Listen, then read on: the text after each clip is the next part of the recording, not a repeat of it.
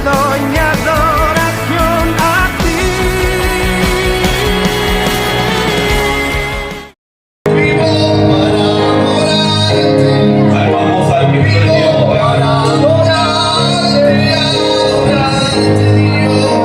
Gloria al Señor.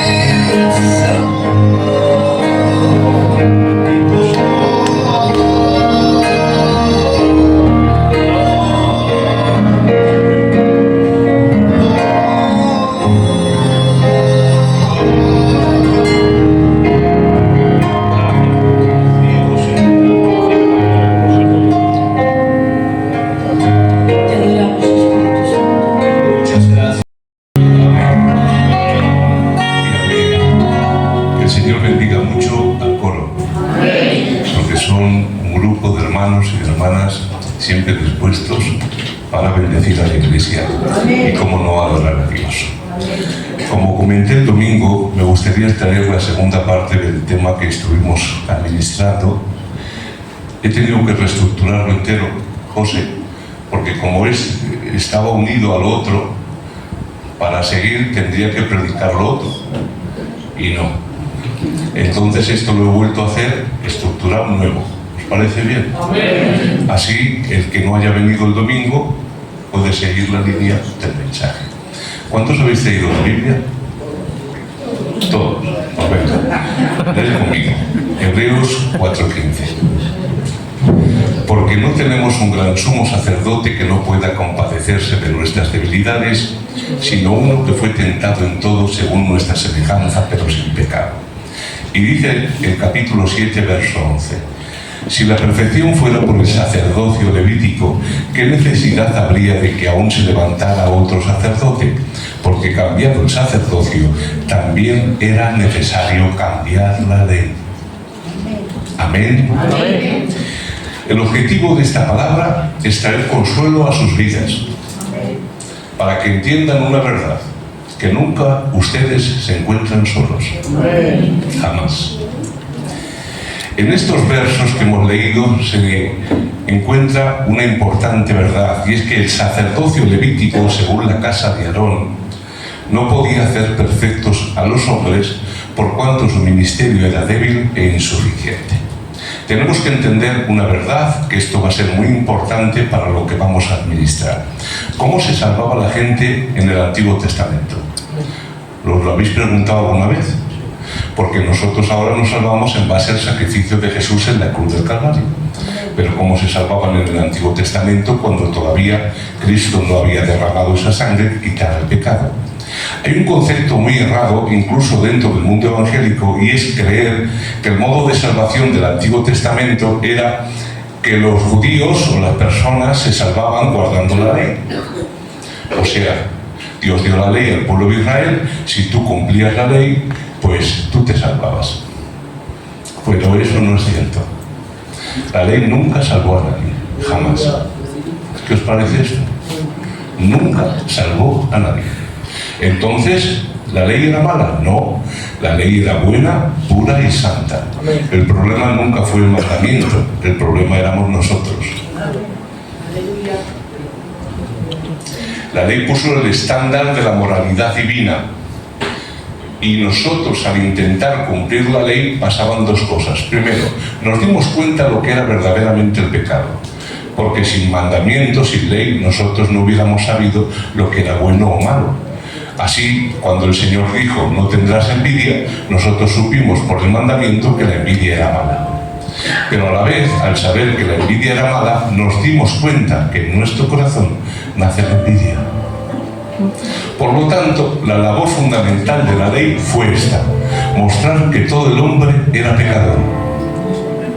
Segundo, manifestar que nadie podía salvarse por sus propias obras. Y tercero, llevarnos al único camino de salvación, Jesús. Por eso dice la Biblia un versículo precioso. Fijaos, dice en Gálatas 3:15, hablando de la verdad de que nadie podía ser salvo por la ley. Dice Pablo, ahora bien, es evidente que por la ley nadie es justificado delante de Dios. Y fijaos lo que dice, porque el justo vivirá por la fe. Cuando hablamos de este verso y de esta exposición que habla Pablo, el justo vivirá por la fe, es la base de todo el libro de Romanos. La justificación por fe es la base de todo el libro de Romanos. Ustedes saben que había un sacerdote llamado Martín Lutero que, viendo la decadencia de la Iglesia Católica Romana, se puso a leer la Biblia y, leyendo el libro de Romanos, se dio cuenta que el hombre es justificado por la fe en Dios. Por lo tanto, el mensaje paulino es este: el justo por la fe vivirá. Eso está empapado en todas las cartas de Pablo, en todo el Nuevo Testamento. Pero cualquiera que estudia la Biblia sabe una verdad, y es que esta verdad no viene de Pablo, ni tampoco del Nuevo Testamento. Este verso viene ya escrito en el libro de Habacuc, en el Antiguo, en el capítulo 2, verso 4. Ya dijo el profeta Habacuc que el justo vivirá por la fe. Pero ¿cómo puede ser esto si en el Antiguo Testamento estaba la ley? Muy sencillo, porque el propósito de la ley nunca fue salvar, simplemente manifestar que el hombre era pecador y que no podía salvarse por obras. Por eso, fijaos lo que dice Pablo, hablando de la ley, en el capítulo 3 del libro de Gálatas. La ley ha sido nuestro ayo para llevarnos a Cristo, a fin de que fuésemos justificados por la fe. Lo que estaba diciendo aquí Pablo es que nadie se salva por la ley, y la ley simplemente lo que hizo fue llevarnos a la persona de Jesús, para que por medio de Jesús pudiéramos ser salvos. Esa era la función de la ley. La función de la ley era manifestar la incapacidad del hombre para salvarse y, por lo tanto, conducir a la persona a Cristo, que Él es el único que nos puede salvar. Pero una vez que la persona había llegado a Cristo, escuchad esto, ya no necesita de la ley, sino que vive en la gracia. Por esto, si el modo de salvación en el Antiguo Testamento no era guardar la ley, entonces, ¿cómo se salvaron en el Antiguo Testamento? En el libro de Romanos, capítulo 4, el apóstol Pablo deja muy claro que el camino de salvación en el Antiguo Testamento, aunque te sorprendas, es el mismo que en el Nuevo. Dios siempre ha salvado así, tanto en el antiguo tiempo como en el nuevo, por gracia, por medio de la fe y y únicamente en Cristo. Te lo voy a volver a repetir. La salvación en el Antiguo Testamento fue por gracia, por medio de la fe y únicamente en Cristo. Y dices tú, esto no me cuadra, porque si en los tiempos de Abraham pasaron miles de años antes de que viniera Cristo y derramara su sangre, ¿cómo se podía salvar el hombre por gracia, por medio de la fe, únicamente en Cristo? Esto lo demuestra Pablo en el libro de Romanos capítulo 4. Fijaos lo que dice Pablo en el libro de Romanos. Porque ¿qué dice la Escritura? Creyó Abraham a Dios y le fue contado por justicia. Y luego dice un poquito más allá, como también David dice, bienaventurado el hombre a quien Dios le atribuye justicia sin obras, diciendo, bienaventurados aquellos cuyas iniquidades son perdonadas y cuyos pecados son cubiertos. Bienaventurado el varón a quien el Señor no inculpa de pecado. Aquí estamos hablando de dos de los grandes pilares del Antiguo Testamento, Abraham y David, y los dos reconocen que no pueden ser salvos sino solamente por medio de la fe. Esto es terrible. Y ahora, fijaos lo que dice Pablo, estableciendo la forma de ser salvo en el Antiguo Testamento, que era solo a través de la fe.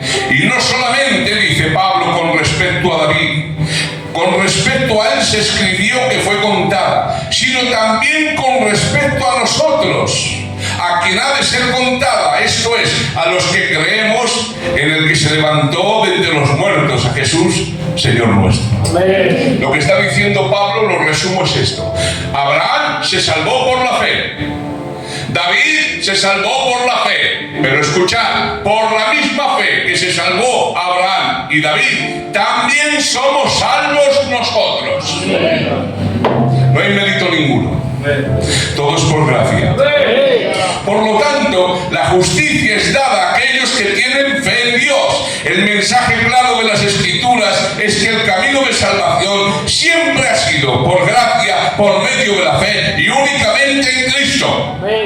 Y ahora tú dices, Raúl, no me cuadra cómo podían miles de años antes las personas ser salvas por la fe, por gracia, en Cristo, si Cristo todavía no había nacido, ni había derramado su sangre. ¿Cómo podía ser esto? ¿Qué sabio es Dios? ¿A qué voy a decir a mí? ¿Qué sabio es Dios? Porque en el Antiguo Testamento la fe no era sobre algo que había sucedido. La fe era en la promesa de que Dios un día enviaría un Salvador que solucionaría el problema del pecado del hombre. Cuando Dios, esto lo hablo así ahora por encima, porque aquí hay mucha miga para sacar, Moisés. ¿Os acordáis cuando Adán y Eva pecan y se hacen un delantal de hoja de higuera? ¿Os acordáis? Y dice la Biblia, y Dios les dio túnicas de pieles. ¿Por qué? Porque era algo terrible. Hay cosas en la Biblia que no están explicadas per se, pero sí están implicadas. Lo entendemos, ¿verdad? Es como cuando tú pruebas una comida, no ves la sal, pero sabes si está o no. Cuando leemos la Biblia, a veces, aunque no se vea, hay cosas que están dentro.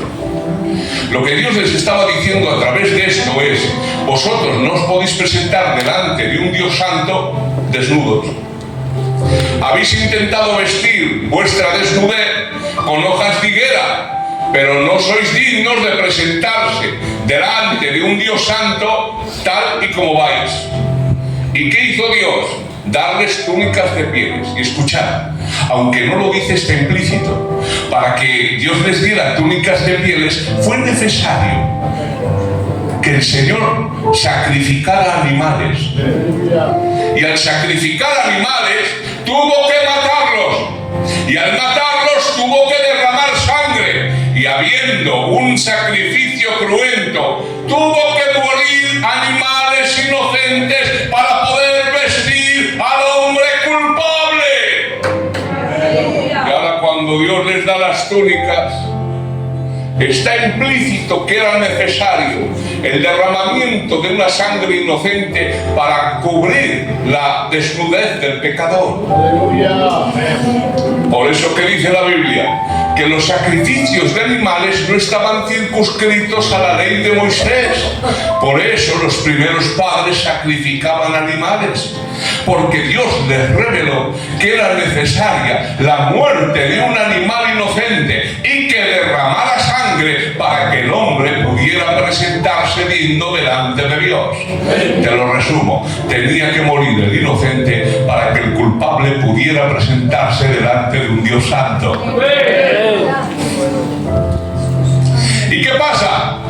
Que cuando Dios les revela esta verdad a Adán y Eva, a los primeros padres, se dieron cuenta que necesitaban alguien que solucionara el problema del pecado del hombre. Porque Dios ya había prometido, vendrá uno de la simiente de la mujer que pisará la cabeza a la serpiente.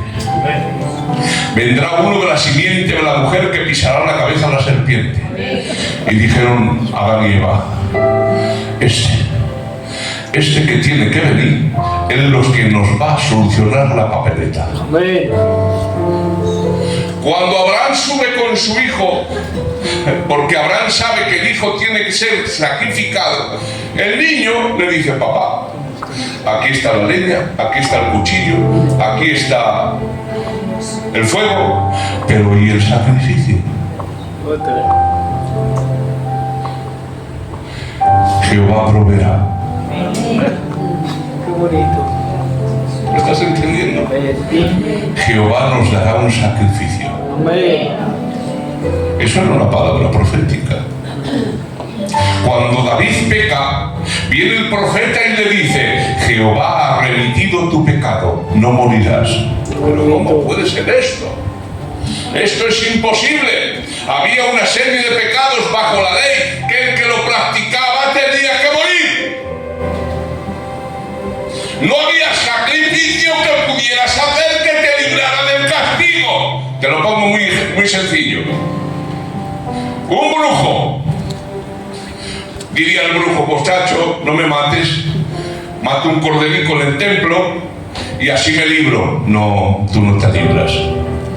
Porque había una serie de pecados que el que los cometía tenía que morir. No había sacrificio para ese tipo de pecados. Pero ahora, cuando David peca, Dios le dice, Jehová ha remitido tu pecado. La palabra remitir significa trasladar, colocar en otro lugar.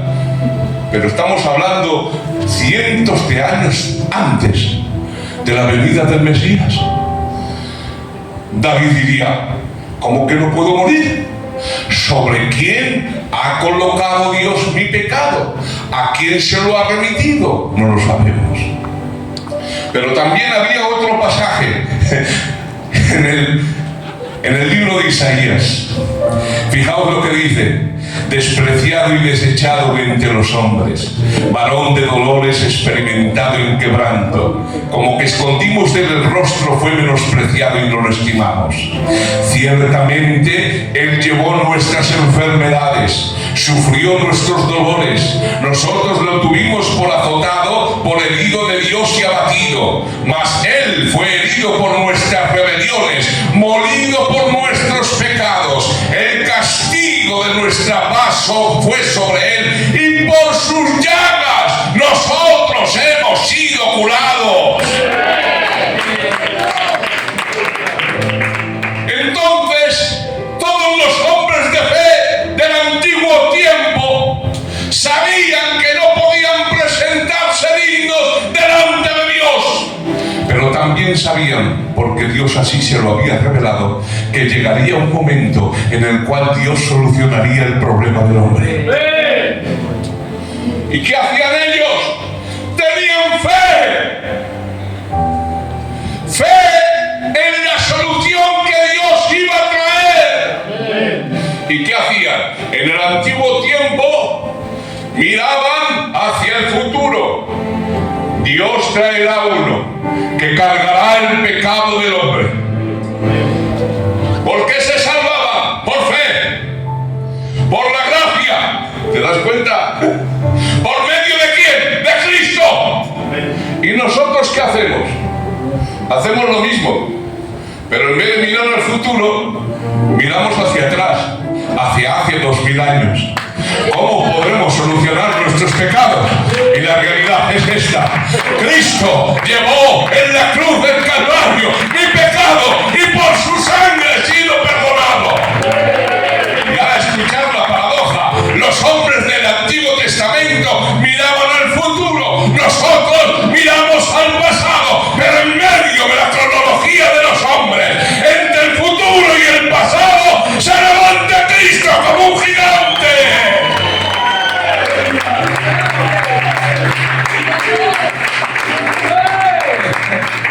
Por eso, cuando Juan el Bautista le ve, sabe que en él se han condensado todas las promesas de remisión y perdón del Antiguo Testamento.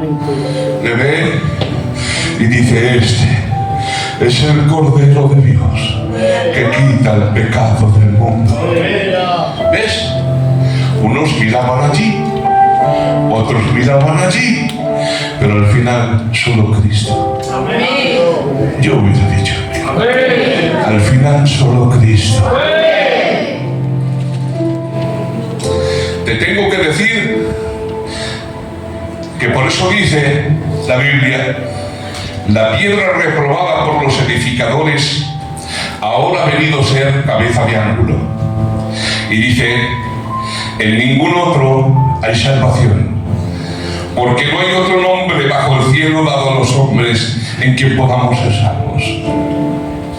Ahora lo entendemos. Somos salvos por gracia, porque nadie hemos hecho nada que nos haga merecedor de esta salvación. Somos salvos por fe, por medio de Jesús. Yo hubiera dado un aplauso al Señor.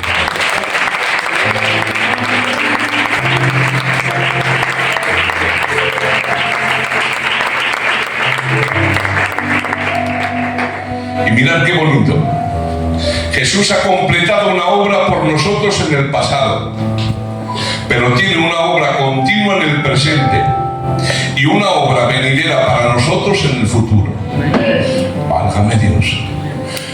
Pasado, presente, futuro. Estás embarcado en Cristo.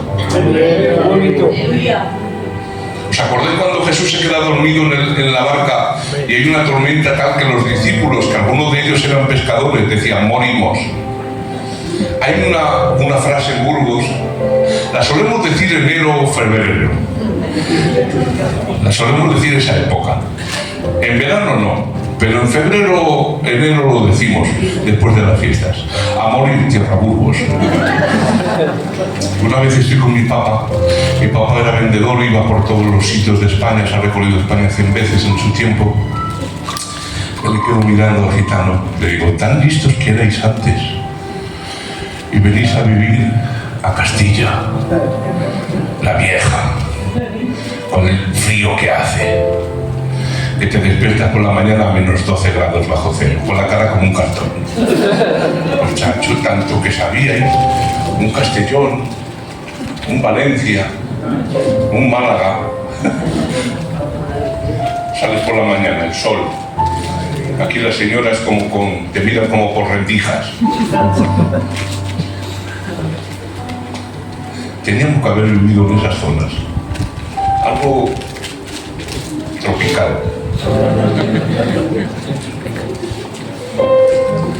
Pero mira lo que hace el Señor.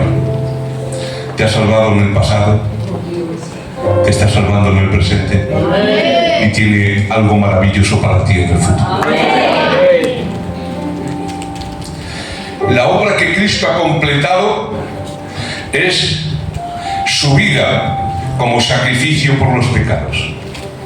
Pero el ministerio de Jesús como gran sumo sacerdote implica un acto completado, tanto como un acto completado como un trabajo continuo.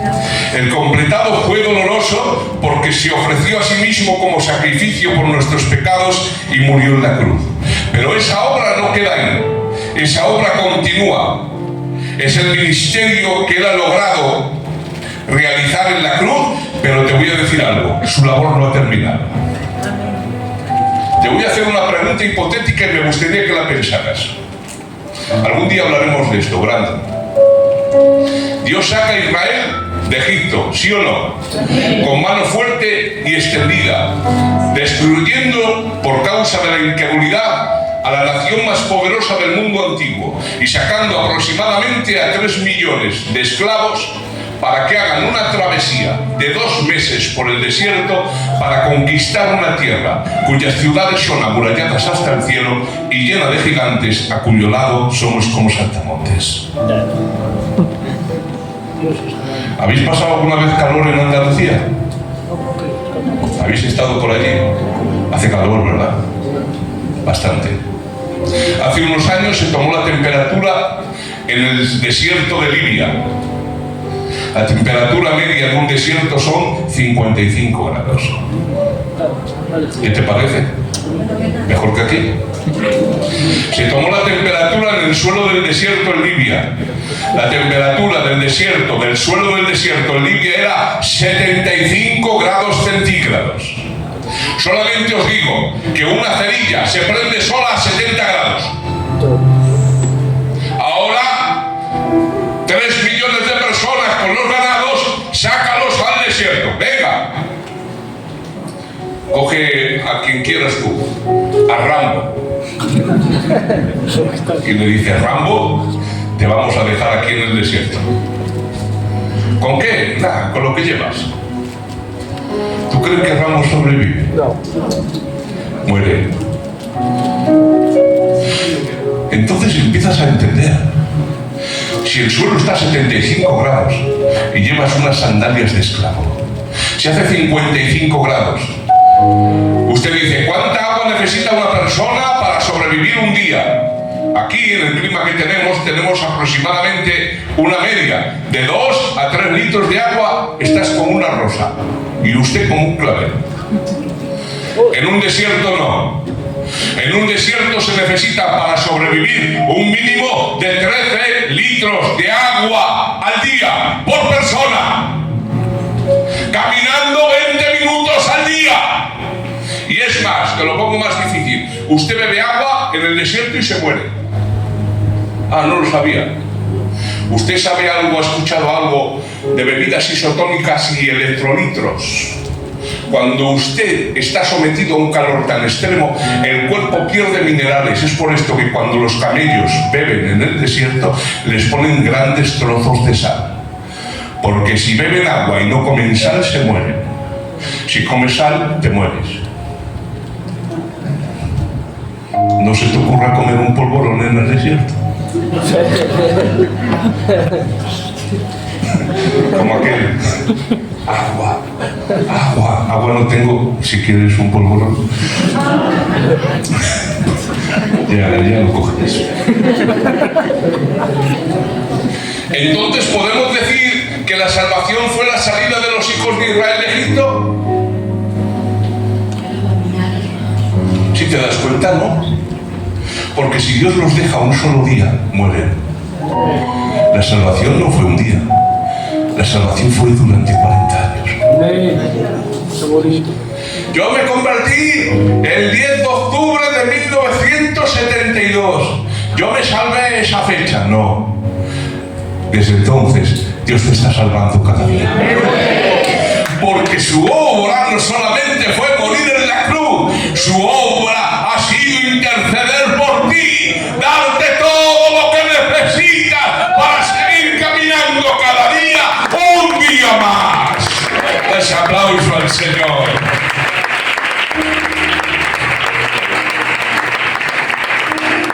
Entonces nos damos cuenta que la salvación no fue una fecha, es continua. Es algo dinámico. Dios te está salvando de ti mismo todos los días. Ya lo estás entendiendo. Algunos ven un dibujo en una botella. Te reprendo, diablo. Ven algo. Te reprendo. Se saltan las luces en el culto. Te reprendo. El peor enemigo que tienes eres tú. Y te voy a decir algo. si llevas convertido 30, 20, 15, Dios te está salvando todos los días de ti mismo. ¿Cómo lo hace? Por medio de su obra en la cruz. No cesa. Porque la aplicación de la muerte de Jesús le corresponde ahora al mismo Jesús que está sentado a la diestra de Dios. Te está salvando todos los días, chacho. Cada día que te levantas por la mañana, la gracia de Dios desciende sobre ti. Y son nuevas. Fortalece tu fe, te da consuelo, cura tus heridas, está a tu lado, te anima, te da compañía. De vez en cuando te da un beso en la frente.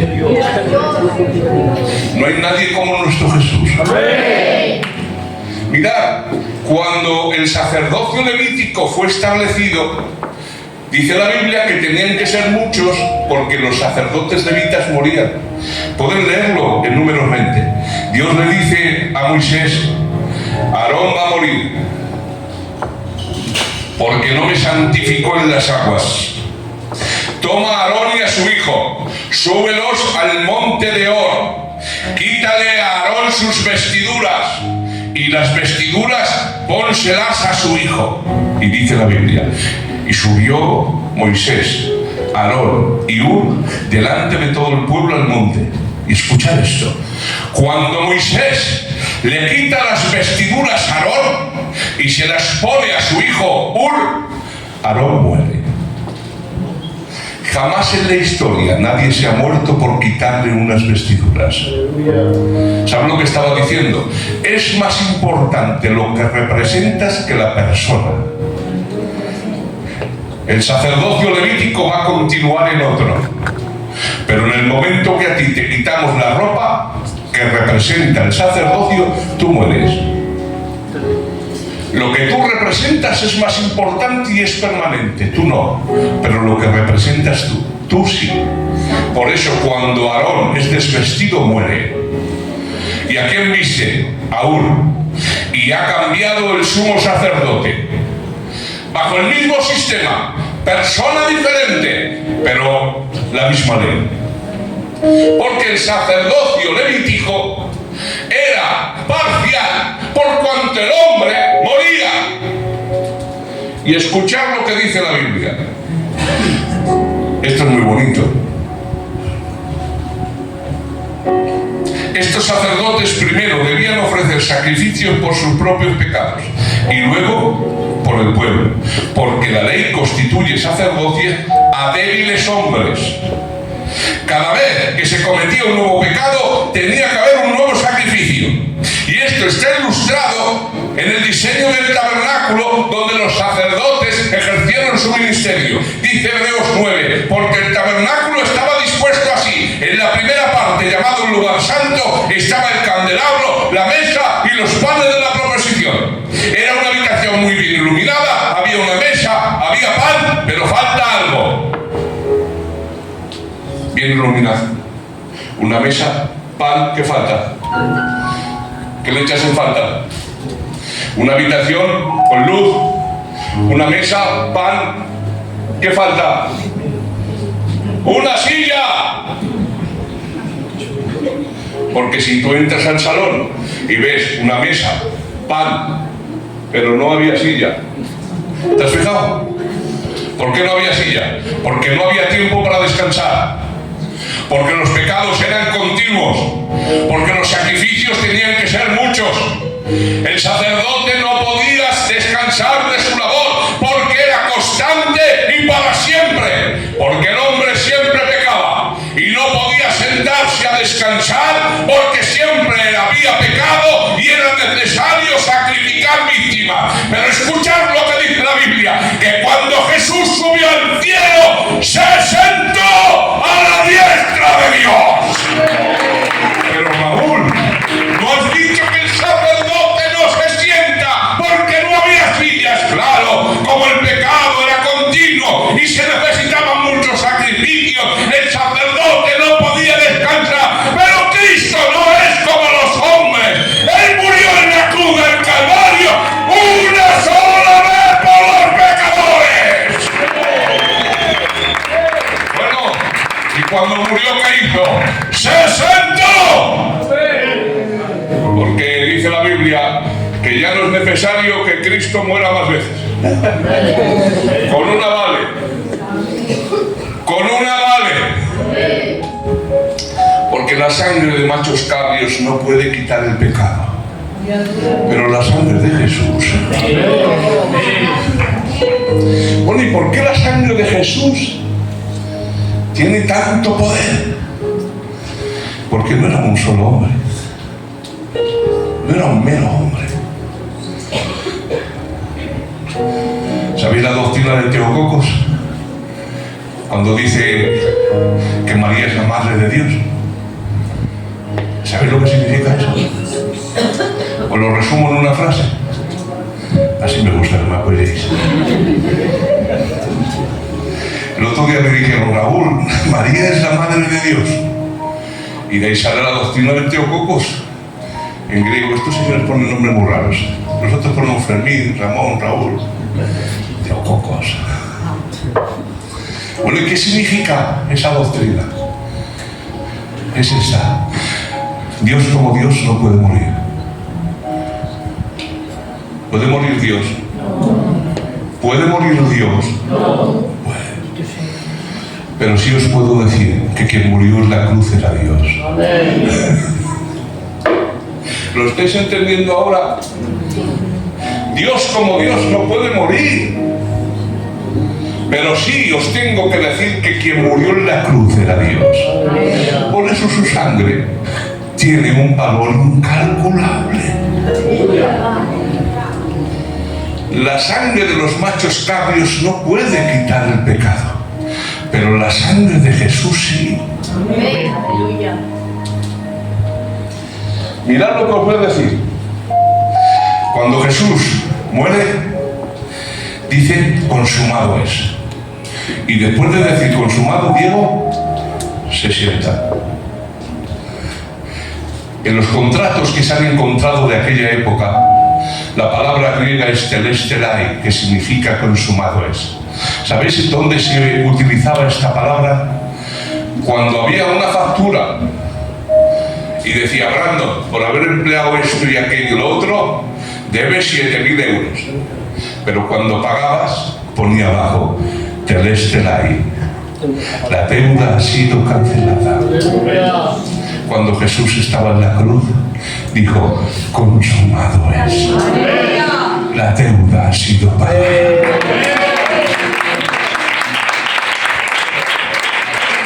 Y hay un dicho nuestro que decimos, el que paga, descansa. ¿Y qué hizo Jesús? Al tercer día resucita, sube por encima de todos los cielos y escucha, se sienta a la diestra del Padre, va a la diestra del Padre y se sienta, porque el que paga descansa. Y ahora dices tú, pero es que he pecado, mira el pecado que he hecho, yo tengo un pecadillo, que tengo malas obras. La sangre de Cristo limpia todos los pecados. Hijitos míos, no pequéis. Ese es el mensaje de ese verso. Te lo vuelvo a repetir. Hijitos míos, no pequéis, pero si pecáis. Abogado tenéis para con el Padre a Jesucristo el justo. Él es la propiciación de vuestros pecados, y no solamente de vuestros pecados, sino de los de todo el mundo. 8.555 millones de personas y pico hay en la actualidad en la Tierra. Imagínate desde el principio del mundo, de los tiempos hasta el fin de los tiempos, los cientos de miles de millones de personas que han habitado, que han vivido, que han caído, que han tropezado y que se han rebelado contra Dios. Pero te digo algo, la sangre de Cristo limpia el pecado del pasado, limpia el pecado del presente y limpia el pecado del futuro, porque solamente hay una cosa que puede salvar al hombre: la fe en el Hijo de Dios. ¿Lo entiendes esto? Y mira, lo que te voy a decir algo. Jesús vive ahora eternamente. Te lo voy a volver a repetir. Él no murió simplemente, resucitó Y Jesús vive para siempre. Como vive para siempre, no hace falta que haya cambio de sumo sacerdote. Nadie le puede quitar las vestiduras de sumo sacerdote a Jesús, porque Él vive para siempre. Y te voy a decir una frase, apúntatela. Él vive para siempre para salvarte.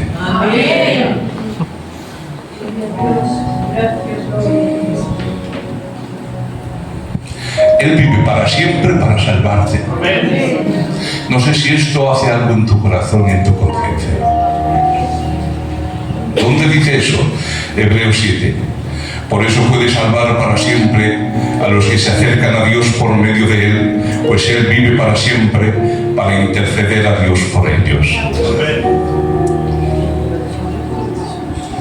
La intercesión de Cristo por ti es un ministerio continuo que jamás termina. Gloria. Os voy a decir una palabra que os va a romper. ¿Os acordáis cuando Jesús le dice a Pedro: Satanás os ha pedido para zarandearos como a trigo? Porque nadie te toca sin el permiso explícito de Dios. Yo estuviera dicho amén. Pero yo he rogado por ti para que tu fe no falte. Y ahora sale el orgullo de Pedro. Yo. El orgullo es muy malo. No solamente tiene la tendencia de elevarse a uno mismo, sino que añadido a él va el menosprecio a los demás. Porque Pedro hubiera podido decir: yo nunca te negaré. Pero ves, el orgullo trae menosprecio. Por eso el orgullo tiene mala sombra. Hay gente que te mira. ¿Habéis entrado en estas tiendas de marca de ropa buena? De dinero. Los dependientes, Brando, te miran como así.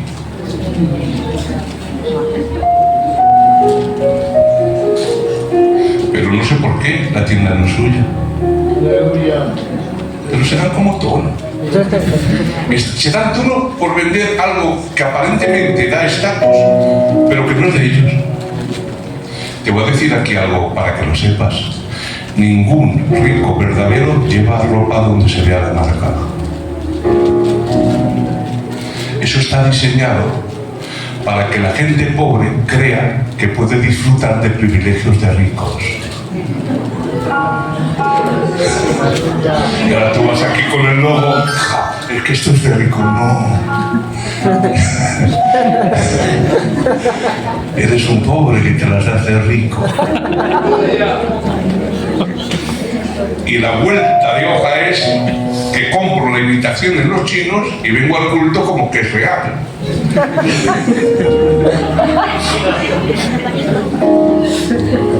Y fijaos lo que hace Pedro: yo nunca te negaré, aunque todos estos te nieguen. Porque está diciendo: porque estos sí, porque tienen mala sombra encima, pero yo no. ¿Ves? El orgullo siempre lleva implícito el desprecio a los demás y la elevación propia. Tenemos que entender una verdad, y es que no somos el ombligo del mundo. Amén. Baja el nivel. Baja el nivel, tranquilo. La persona humilde entra en todos los sitios. Y el soberbio nos da coraje. No te des tanto tono. No somos tan importantes. Y ahora dice Jesús: antes de que el gallo cante 2 veces me negarás 3. No entramos en decir que el gallo era la trompeta romana. Lo dejamos ahí. ¿Por qué Pedro fue restituido? ¿Por qué? Porque Jesús intercedió por él. Si no fuera por Jesús, ninguno estaríamos aquí. Pero no solo por la obra que hizo en la cruz, sino por la obra que está haciendo constantemente. Algunos creen que la intercesión que tiene el Hijo sentado a la diestra diestra del Padre es como representativa, en otras palabras, que está el Hijo sentado y que simplemente con estar sentado está intercediendo de una forma representativa, como diciendo, ya he muerto en la cruz, ahora estoy clamando e intercediendo porque estoy a la diestra del Padre. Sin embargo, cuando examinamos dos pasajes, Romanos 8:34 y Hebreos 7:25, la palabra interceder se traduce no una intercesión de forma representativa, sino hacer peticiones y solicitudes específicas delante de alguien. O sea que el Señor no está ahí como una representación, como puede ser el rey de España, que representa el Estado español. Él tiene una representación o una intercesión activa. Hace peticiones específicas por ti. Te lo voy a volver a repetir. Que está sentado a la diestra del Padre por encima de todos los cielos y está haciendo rogativas específicas por ti. Cuando Él ora, no dice, Señor, bendice a la iglesia de Aranda. No hace eso. No lo hace. Hace peticiones específicas por cada uno de los que aquí estamos. Porque no todos necesitan lo mismo, pero todos son suplidos por Él. ¿Me dejáis leer un texto y ya acabamos? Lo voy a leer y se acabó. Otro día seguimos. Hebreos 11. Mirad lo que es Jesús. ¿Y qué más digo? Porque tiempo me faltaría contando a Gedeón, de Barak, de Sansón, de Jefté, de David, Samuel y los profetas, que por fe conquistaron reinos, hicieron justicia, alcanzaron promesas, taparon bocas de leones, apagaron fuegos impetuosos, evitaron fuego de espada, sacaron fuerzas de debilidad, se hicieron fuertes en batalla, pusieron en fuga ejércitos extranjeros. ¡Qué gloria! Por la fe. ¿Y a quién saca? A grandes y poderosos hombres de Dios que hicieron hechos extraordinarios. Seguid. Ruth 1:1. Aconteció en los días que gobernaban los jueces que hubo hambre en la tierra. No sé si te choca esta paradoja. En un lado, hombres que pusieron en fuga ejércitos extranjeros, mataron leones con las manos, apagaron fuegos impetuosos, evitaron fuego de espadas, sacaron fuerzas de debilidad, se hicieron fuertes en batalla, pusieron en fuga ejércitos extranjeros. Ese es el Dios que tenemos. Gloria. Pero en ese tiempo había una familia que no tenía para comer. Se fueron a Moab y una mujer se quedó viuda, perdió a su marido y a sus dos hijos, las dos nuevas extranjeras. Una le da un beso y se marcha, y la otra extranjera se queda con él y va a la tierra de Israel a rebuscar. ¿Y sabes lo que hace Dios? Hace un libro en la Biblia solamente para ellas.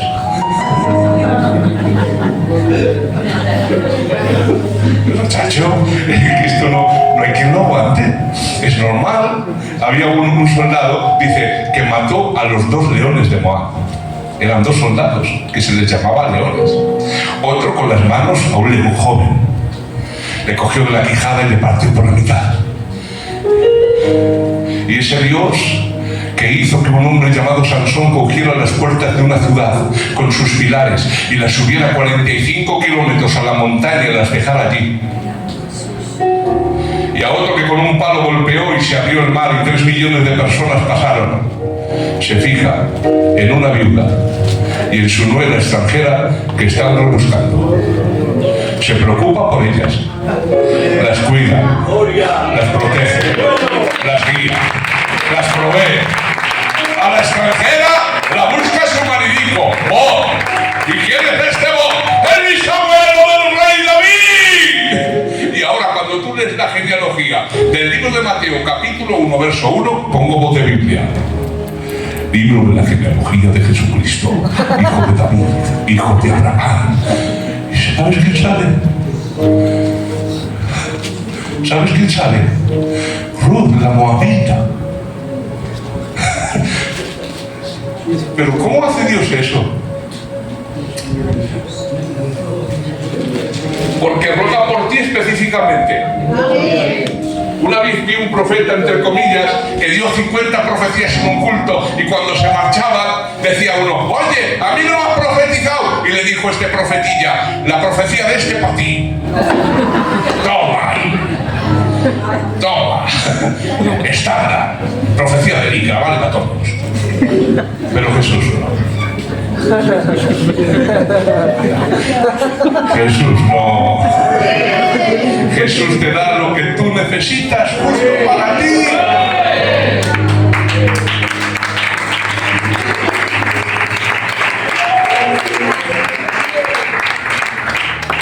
Dios no tiene teléfono, porque no, ¿para qué?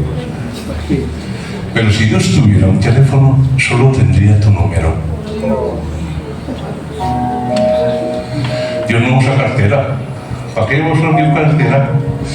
Pero si Dios usara una cartera, solo tendría tu foto y la de tus hijos.